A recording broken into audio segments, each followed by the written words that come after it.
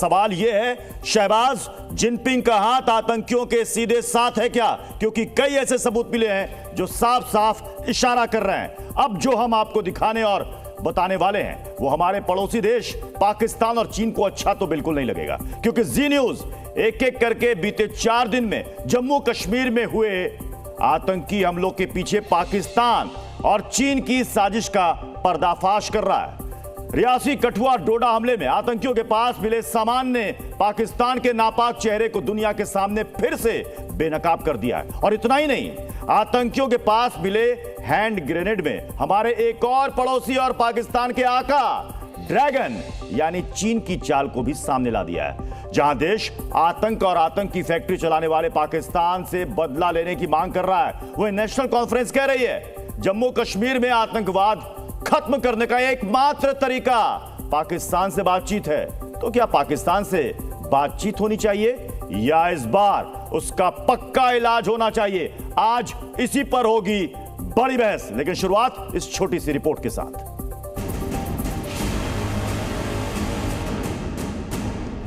जम्मू कश्मीर में 72 घंटे के अंदर 4 आतंकी हमले हुए और इन हमलों में पाकिस्तान के साथ साथ चीन की भी साजिश सामने आ रही है।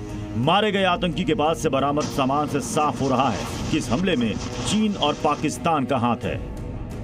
आतंकियों के पास से पाकिस्तानी चॉकलेट, पाकिस्तान में बनी दवाइयां, चीन में बने कारतूस, आतंकी के हाथ में चीनी हैंड ग्रेनेड दिखा था, जो ये बताता है कि शहबाज के आतंकिस्तान देश को चीन की पूरी शह मिली हुई है। तो वहीं विपक्ष इस पूरी वारदात को लेकर सरकार को घेरने की कोशिश कर रहा है। We still have problem with our neighbor. And the problem with neighbor will not be solved by military action. Farooq Abdullah के बयान पर बीजेपी सांसद जगन्नाथ सरकार ने पलटवार किया। जो बुलेट से खत्म आदमी खत्म कर रहा है और देश के खिलाफ, जनता के खिलाफ काम कर रहा है, उनका साथ बात नहीं, कोई नहीं हो सकती। जो पड़ोसी बार बार पीठ पर खंजर घोंपे अपने पाले आतंकियों से मासूमों का खून बहाए, ऐसे पड़ोसियों से बात नहीं बल्कि उनको सबक सिखाने की जरूरत है। और अब आज बहस के 5 बड़े सवाल क्या हैं वो जल्दी से आपके सामने रखते हैं। आतंकी साजिश में चीन पाकिस्तान का साथ, फिर क्यों हो बात? सवाल यह भी कि जिनपिंग का हाथ पाकिस्तानी आतंकियों के साथ है क्या? क्योंकि कई ऐसे सबूत मिल रहे हैं। जब चीन में थे शहबाज, क्या उसी दौरान आतंकी हमले की प्लानिंग कर ली गई थी क्या? नरेंद्र मोदी ने नहीं बुलाया तो पाकिस्तान ने आतंकी भेज दिया हिंदुस्तान में। पाकिस्तानी आतंकियों का इलाज क्या फाइनल सर्जिकल स्ट्राइक है क्या? हमारे साथ खास मेहमानों का पैनल हमें ज्वाइन कर रहा है। हमारे साथ हैं बीजेपी के प्रवक्ता आरपी सिंह, हमारे साथ हैं नेशनल कॉन्फ्रेंस से नीलोफर, रंजीत मिश्रा हमारे साथ जुड़ रहे हैं कांग्रेस के प्रवक्ता, हमारे साथ डिफेंस एक्सपर्ट के तौर पर retired major general Ashwini Srivastava थोड़ी देर में जुड़ेंगे। सभी मेहमानों के पास मैं आऊं, लेकिन उससे पहले इन तस्वीरों को जरा गौर से देख लीजिए। एक कुछ महीने पहले की है जिसमें आतंकी के हाथ में चीनी ग्रेनेड दिख रहा है। वहीं कल बरामद हथियार में भी चीनी ग्रेनेड मिला था। ये देखिए 2 तस्वीरें आपके सामने। अब आप इन तस्वीरों को देखकर आप समझ सकते हैं कि हम किस साजिश की बात कर रहे हैं। जो हैंड ग्रेनेड, जो मैगजीन, जो सामान आतंकी के पास से मिले हैं, ये दूसरी तस्वीर में आप देख रहे होंगे, ये टीआरएफ के हमले की तस्वीरें कुछ महीने पहले की, और ठीक वही हैंड ग्रेनेड इस्तेमाल किया गया नीले रंग का P86 जो कि मेड इन चाइना है। अब सवाल है इसमें पाकिस्तान और पाकिस्तान के आका ड्रैगन की एक बहुत नापाक चाल थी क्या इस हमले के पीछे? अब आपको एक और तस्वीर जरूर देखनी चाहिए। वो तस्वीर भी आपको दिखाते हैं। ये तो आपने देखा कि ये हथियार कैसे आए, कौन इसके पीछे। अब इस तस्वीर को जरा देखिए, गौर से देखिएगा।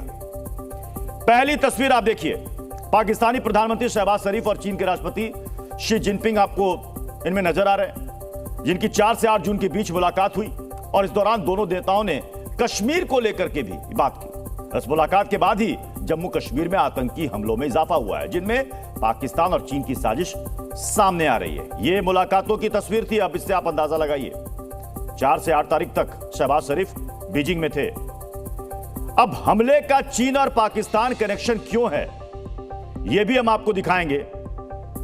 वो भी आपको दिखाएंगे कि आखिर जो दवाएं, जो मेडिसिन्स, जो इंजेक्शंस जो आतंकियों के पास से मिले हैं उसमें लिखा क्या है। तस्वीर है तो पीसीआर प्लीज उसको प्ले कीजिए। वो तस्वीर में हम आपको दिखाते हैं कि आखिर कैसे उन आतंकियों के पास से जो सामान बरामद हुए हैं उसमें क्यों कहा जा रहा है कि ये पाकिस्तान से लेकर आए थे। उनके पास से खाने पीने का सामान मिला है। अब ये देखिए गौर से इस तस्वीर को। अब ये जो हाईलाइटेड पोर्शन है इसमें आप देखिएगा क्या लिखा हुआ है। ये दरअसल में सुचर है और साथ ही साथ जो गॉडपीस है जो आपको सर्जरी के बाद ये काम आती है स्टिचिंग के लिए। ये सारे अगर आप ब्रांड देखेंगे लाहौर पाकिस्तान, बाजवा सन्स।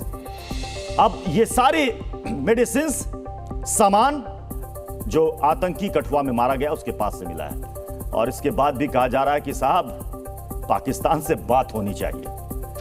अपने मेहमानों का मैं रुक कर लेता हूं। मैं सीधे आ रहा हूं नीलोफर जी आपके पास। इतने सारे सबूत सामने आ चुके हैं कि आपको लगता है कि अब भी हमें जाकर उनको गले लगाना चाहिए और बातचीत करनी चाहिए? देखिए जी, गले लगाने वाली बात कोई नहीं है। जहां पर कत्ल गारत होती है, हमने बड़ी बड़ी जंगें देखी, चाहे वर्ल्ड वॉर 1, 2 जो भी आपने जितने भी जंगें हुई, आखिरकार वो नेगोशिएशन टेबल पर आ गए और बातचीत होगी, तब जाकर कहीं ना कहीं वो जंगें रुक गई। ये जो इंटरनल जंग चल रही है, चाहे वो पाकिस्तान उसमें इन्वॉल्व है, चाहे उसमें चाइना इन्वॉल्व है, चाहे उसमें आउटर सोर्स या कोई भी इन्वॉल्व है उसमें, जब तक हमारा जम्मू कश्मीर का हिस्सा जो है कुछ वो पाकिस्तान के पास है, कुछ वो चाइना के पास है, जब तक हम इन स्टेक होल्डर्स के साथ बड़ी सख्ती से बात नहीं करेंगे, कुछ न कुछ वहां से निकल नहीं आएगा। मतलब सख्ती से बातचीत क्या होती है बताइए ना। सख्ती से बातचीत कैसे होती है, क्या होती है, जरा बताइए। देखिए, हम भी समझना चाहते हैं। देखिए, सख्ती से बातचीत ऐसे होती है, पहले ही वी नीड टू टेक, जितने भी हमारे एक्सटर्नल अफेयर्स मिनिस्ट्री है या जो भी है, हम एक साइड से क्रिकेट खेलते हैं उनके साथ, हम एक साइड से बिरयानियां खाते हैं उनके साथ, एक साइड से मिठाइयां बांटते हैं और दूसरे साइड से हम ये कहते हैं हम तैयार नहीं है हम बात करें। अगर सख्ती करनी है तो हर चीज में कीजिए। हमारे प्रधानमंत्री एक तरफ से ओथ ले रहे थे और दूसरी तरफ हमारे जवान, हमारे सिविलियन, हमारे पिलग्रिमेज उन्होंने अपनी जानें निछावर कर दी इस देश के लिए। तो दो चीजें साथ नहीं चलेंगी। प्रधानमंत्री जो वाजपेयी जी थे उन्होंने खुद कहा है, आप कह रही हैं कि हमें सबसे पहले क्रिकेट बंद कर देना चाहिए। पार्टी नहीं, सबसे पहले क्रिकेट बंद कर देना चाहिए। कॉन्फिडेंस बिल्डिंग मेजर्स आप कह रही हैं कि हमें ट्रेड बंद कर देना चाहिए। और क्या बंद करना चाहिए नीलोफर जी? या तो आप मुझे बात करने दे दीजिए या आप अपने बात मेरे मुंह में डाल देंगे। जब बात निकली है तो दूर तलक जाएगी नीलोफर जी। आप बताइए, आपने कहा सख्ती से बातचीत के लिए क्या क्या पैरामीटर्स होने चाहिए? मैं यही जानना चाहता हूं, देश भी सुन रहा है आपको, कि नीलोफर जी कह रही है कि क्रिकेट क्यों, ट्रेड बंद हो जाना चाहिए, सांस्कृतिक आदान प्रदान बंद हो जाना चाहिए। कर रहे हैं, जब हम वो चीजें कर रहे हैं तो बातचीत में क्या दिक्कत है? जब हमने सीज फायर का एग्रीमेंट 2021 में किया, तब जाकर जीरो इन्फिल्ट्रेशन आज आपके एलओसी पर है, तब जाकर वहां पर धमाके नहीं होते, वहां पर अटैक्स नहीं होते, हमारे जो सिविलियन वहां पर गांव है वहां जाकर वो अपनी खेती बाड़ी करते हैं और अपने घरों में वो महफूज है। वो तब मुमकिन था जब हमने सीज फायर एग्रीमेंट उनके साथ किया। ठीक इसी तरीके से जरूरी है कि हम उनके साथ बात करें। हम चाइना के साथ बात कर सकते हैं, हम दूसरे ममालिक जो आपस में झगड़े कर रहे हैं, हम इंटरमीडिएट करके उनको मिलाने की कोशिश करते हैं। तो यहाँ पर भी जरूरी बन जाती है हम उनके साथ बात कर लें। नीलोफर जी आपको याद होगा, बहुत अहम नीलोफर जी आपको याद होगा, वाजपेयी साहब, अटल जी, नीलोफर जी माफी के साथ आपको रोक रहा हूं, आपको याद होगा वाजपेयी साहब बस लेकर गए थे, उसके बाद क्या हुआ था बताने की जरूरत है? नरेंद्र मोदी जी, क्या हुआ? प्रधानमंत्री मोदी जी, नरेंद्र मोदी जी पाकिस्तान जाते हैं, नवाज शरीफ से मिलते हैं, उनकी माता जी से मिलते हैं, उसके बाद पाकिस्तान ने क्या किया? ट्वीट्स पर कांग्रेचुलेटरी जो उनको ट्वीट्स कर रहे हैं, शाबाश कर रहे हैं या नवाज शरीफ कर रहे हैं, वो तो थक नहीं रहे उनको जवाब देते देते, और एक रेस्पॉन्स नहीं आया जब हमारे जवानों ने यहाँ ठीक है।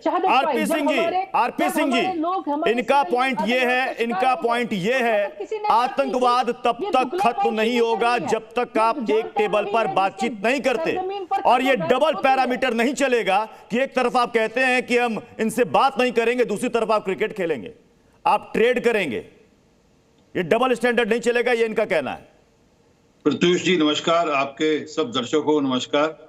और अभी आपने देखा उनकी पूरी भाषा में ऐसी भाषा थी जो कि हम भारत देश को कटघरे में खड़ी करी कि ओथ क्यों ले रहे थे जब हमला हो रहा था। तो इनकी जानकारी में था कि हमला कब होना है। इनके एक साथी हैं, इनके पार्टी के नेता हैं मुस्तफा कमाल। एक लोग प्रत्युष जी आप चलाइए। मैंने ये नहीं कहा कि शपथ क्यों ले रहे थे, मैंने ये कहा जिस वक्त वहां के प्रधानमंत्री पाकिस्तान के नवाज शरीफ मुबारकबाद दे रहे थे, उस वक्त उनको चाहिए था ये कहना कि हमें मैं चाहूंगा कि एक सेकंड नीलोफर जी आपने सारे सवाल पूछ लिए जितना अभी आपको पूछना था, फिर मौका मिलेगा और सवाल पूछिएगा, काउंटर कीजिएगा। लेकिन फिलहाल अभी जो आपने सवाल पूछे हैं ना, ये डबल स्टैंडर्ड क्यों, आरपी सिंह को जवाब देने दीजिए। आरपी सिंह जी फेलियर की जिम्मेदारी लेनी चाहिए। आरपी सिंह जी बीजेपी यहाँ पर हुकूमत कर रहा है। हो गया आपका सच, थोड़ा सच सुनने का मादा रखिएगा। मुस्तफा कमाल कौन है? न वो डिफेंस मिनिस्टर है, न वो एलजी है।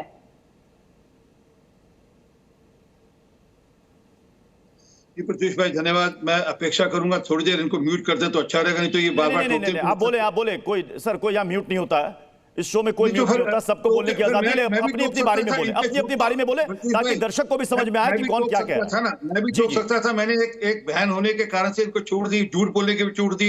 इन्होंने देश के खिलाफ उल्ट पुल्ट बोला, मैंने उसकी भी छूट दी इनको। मैंने इसलिए नहीं बोला कि चलो कोई बात नहीं, बहन है यार। इनसे पूछे मुस्तफा कमाल कौन है?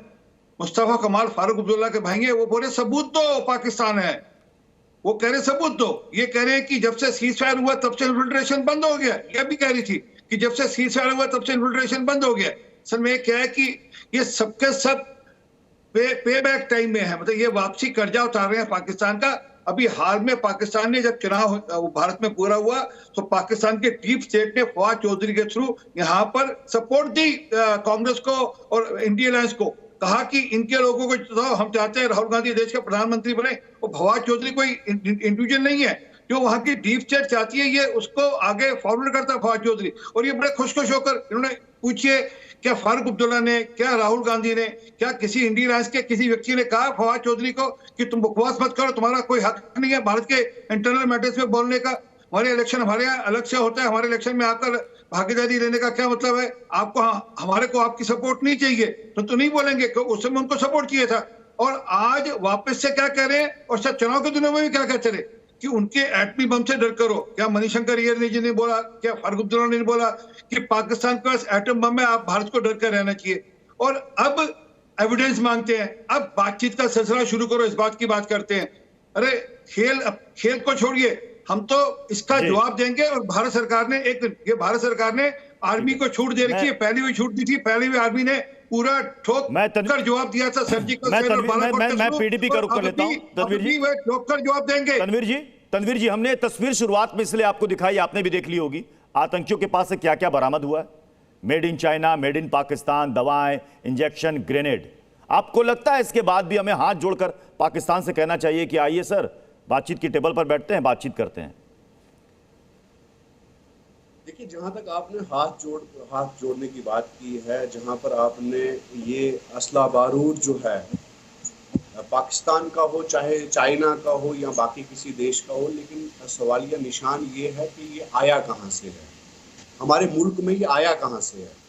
सबसे पहला सवाल हमारा यही है, तो यही पूछते आए हैं।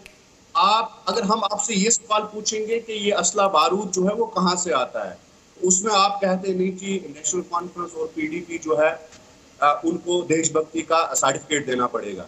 हमारा सवाल ही यही है, जैसे कि हमारी बहन एनसी की जो लीडर बैठी हुई उन्होंने कहा कि प्रधानमंत्री जी जब शपथ ले रहे थे तो हमारे जम्मू कश्मीर में क्या हो रहा था, इनोसेंट्स किलिंग हो रही थी, बेकसूर लोग मारे जा रहे थे, छोटे छोटे बच्चे मारे जा रहे थे।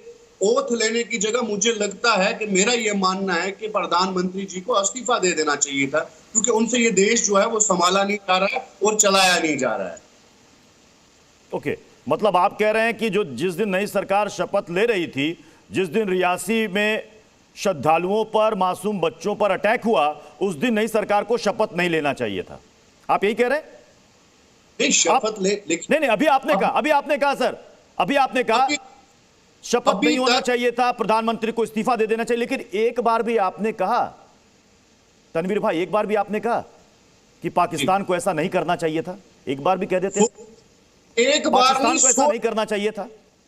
एक बार नहीं 100 दफा कहते हैं, हम 1000 दफा कहते हैं हाँ। कि ये इनोसेंट किलिंग जो है वो बंद होनी चाहिए। बेकसूर लोग जो मारे जा रहे हैं बंद होना चाहिए। जिन लोगों का कोई कसूर नहीं है, छोटे छोटे नन्हे बच्चे जिन्होंने अभी दुनिया देखी ही नहीं है, उनकी हत्याएं हो रही है, उनको जो है मारा जा रहा है। क्यों मारा जा रहा है? हम भी तो यही पूछते हैं, और ये नहीं होना चाहिए था। आप तो एक दफा कहते हैं, हम 1000 दफा कहते हैं कि ये नहीं होना चाहिए। तो पाकिस्तान से बातचीत करनी चाहिए हमें, वो रोक देगा बातचीत करने से? तो कोई हल तो अगर निकालना हम हाथ चाहिए जोड़ ना। करके जाएं, अगर हम हाथ जोड़कर जाएं, उनके पैर पर गिर जाएं कि हुजूर बंद कर दो, वो बंद कर देंगे? वो मान जाएंगे आपको लगता है? हाथ जोड़ने वाली इतना कमजोर हमारा देश नहीं है कि हम हाथ जोड़कर खड़े हो जाएं। हमारे पास दो ही जो है रास्ते हैं, या बातचीत का रास्ता है या जंग का रास्ता है। बातचीत करेंगे तो हम अव्वल सफ में खड़े हैं, जंग करेंगे तो हम अव्वल सफ में खड़े हैं। ठीक है सिबात सर, मैं आपके पास आ रहा हूं। अब जो डिबेट में बात निकलकर सामने आ रही है, आज बिल्कुल खुलकर एकदम बात सब कुछ क्लियर हो जाना चाहिए, क्रिस्टल क्लियर। बातचीत, जंग, ये कह रहे हैं दो ही ऑप्शन हमारे पास है।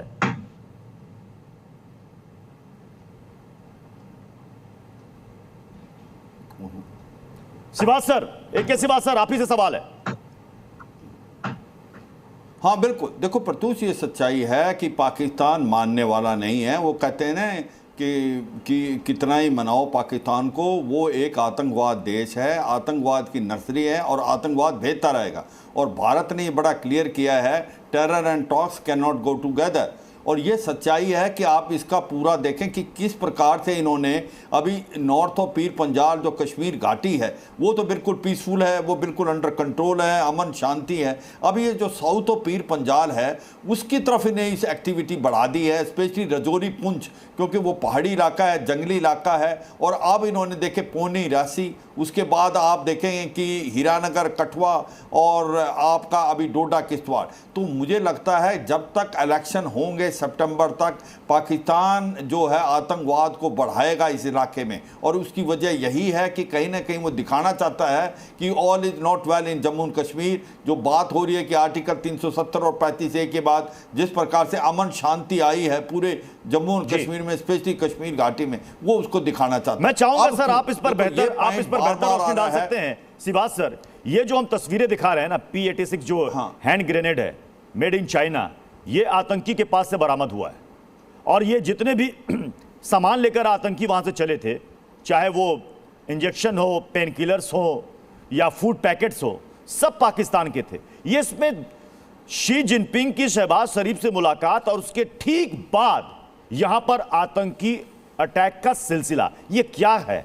ये क्या प्लानिंग है? क्या चल रही है इस वक्त? क्या खिचड़ी पक रही है इस वक्त चीन और पाकिस्तान के बीच हिंदुस्तान के खिलाफ?